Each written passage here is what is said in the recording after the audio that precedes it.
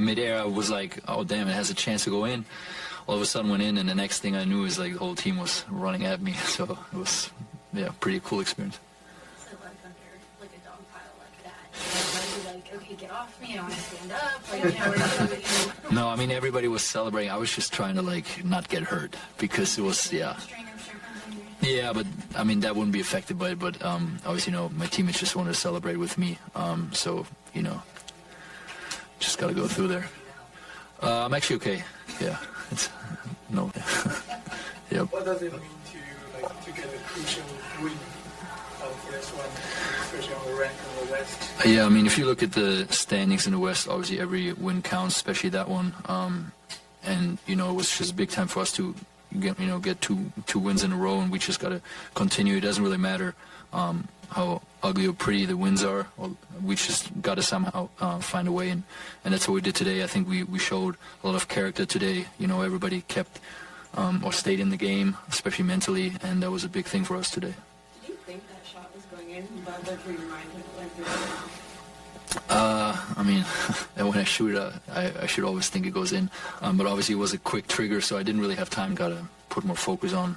You know, I just stepped to the line, did my routine, and. Time, but did it surprise you that AD fouled you on the three and then was late on the rotation for the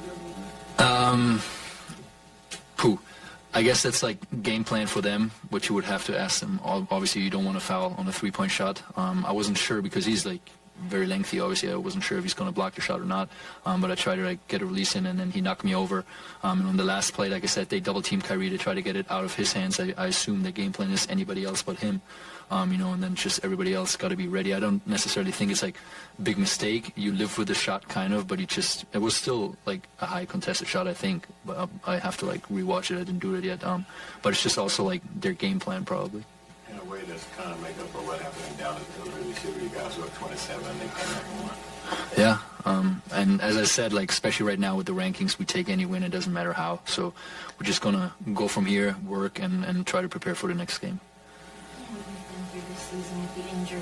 Same thing, like the San Antonio game was probably like one of the worst endings. You know, I had like a very, very low and a very, very high right now, back to back, you know, but the biggest thing is I just gotta like, you know, go into the next practice the same way and prepare for the next game the same way, because, you know, we have a couple of ones left and we still need to win, so I can't like celebrate too much on this game. You know, obviously I will enjoy it because it was a special moment. I never had a shot like that before, but at the same time we got to focus on the next game now too.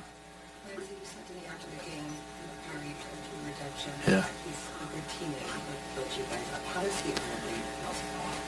I mean, first of all, he's very experienced, very calm. You know, he knows how to talk to people, where to set up people, sees the strength in players, and knows what he like expects them to do. So that helps really a lot. And then obviously, like I said, he's a very, very great teammate. You know, he has always like positive spirits, uplifting words, and all that. So. You guys talked about the quarter winning out 3 games, 2 down, 1 down. How do you get this game on run against them? Hopefully not dependent on a game winner, but we played him twice in the last couple of days, so you know, obviously, hopefully we have Kyrie back, maybe Luka. I don't know what the schedule there is, but we need everybody. But we can learn from our mistakes that we had against them. They hurt us, especially on the boards, where we got to be better. And you know, we had close games against them. We just got to finish better. Thank you, Maxi. Thank you, guys. Well, everyone's celebrating the game winner. There's the boss man, Mark Cuban.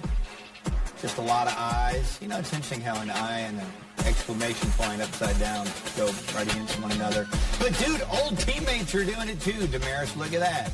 Kristaps Wayne. On fire. I love seeing it. Maxi, listen, you about what he's like in the locker room, the positive affirmations, the spirit he gives, the how he plays to other players' strengths. Yes. And knows where they are. Yes. And Maxi had to do his part as well. And when you watch that replay, what did Maxi do when Kyrie was in trouble?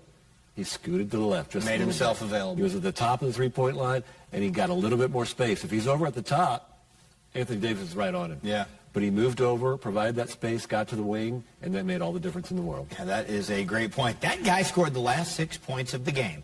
And the Mavericks has kind of been wobbly here down the stretch, so we'll see what happens with Jazz Celtics. But an incredible night for the Dallas Mavericks.